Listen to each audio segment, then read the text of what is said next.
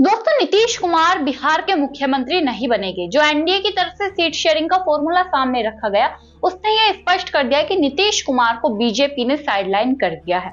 आप बीजेपी का खेल बड़े अच्छे तरीके से जानते होंगे कि किस तरीके से बड़े भाई छोटे भाई के खेल के रूप में बीजेपी पहले दूसरी पार्टी को, क्षेत्रीय पार्टी को आगे करती है, फिर अगले चुनाव में उस क्षेत्रीय पार्टी को साइडलाइन कर देती है। जैसे महाराष्ट्र चुनाव में एकनाथ शिंदे को पहले मुख्यमंत्री बनाया, लेकिन दोबारा चुनाव जब हुए उन्हें उप मुख्यमंत्री का पद दे दिया और अपनी पार्टी के देवेंद्र फडणवीस को मुख्यमंत्री बना दिया। तो इसी तरीके से बिहार में भी बीजेपी खेलने वाली है और खेला किसके साथ जाएगा? नीतीश कुमार के साथ।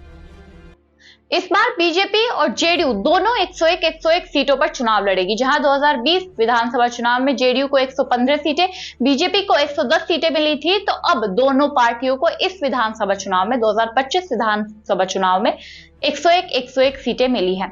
चिराग पासवान को 29 सीटें, यानी उनकी पार्टी एलजेपी को 29 सीटें मिली है। हिंदुस्तानी आवाम मोर्चा यानी एचएम, जीतन राम मांझी की पार्टी को 6 सीटें, उपेंद्र कुशवाहा की पार्टी आरएलएम, राष्ट्रीय लोक मोर्चा को भी 6 सीटें मिली है।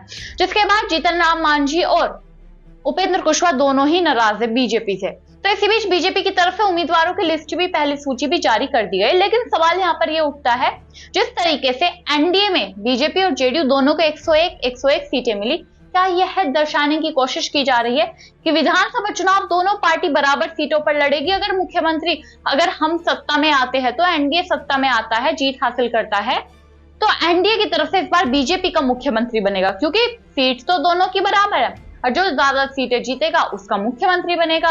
और साफ सीधी बात है, सामने देखने को मिलता ही है, चाहे वो पुराने चुनाव हो या फिर अब चुनाव होने जा रहे हो, जैसा समीकरण सामने आ रहा है, सर्वों में खुलासा हो रहा है, दिख तो ऐसा रहा है कि इंडिया गठबंधन की सरकार बनेगी, लेकिन नीतीश कुमार को मुख्यमंत्री के तौर पर कोई पसंद नहीं कर रहा।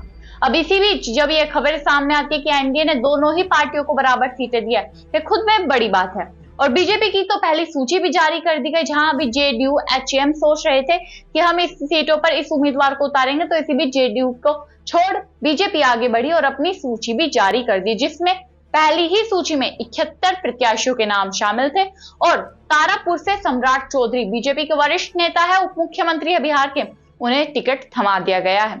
इस सूची में, पहली सूची में 71 प्रत्याशियों में से 9 महिला प्रत्याशी भी है।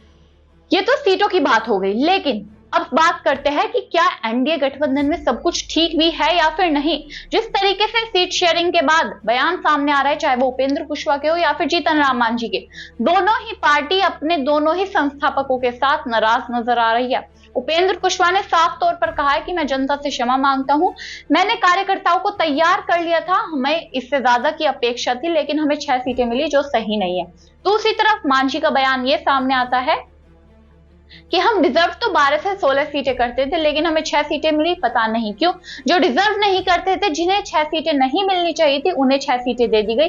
ना जाने किन बेसिस पर एनडीए ने ये जो फैसला किया, हम सीट शेयरिंग से, इस फैसले से खुश नहीं है। ये जीतन राम मांझी का बयान था।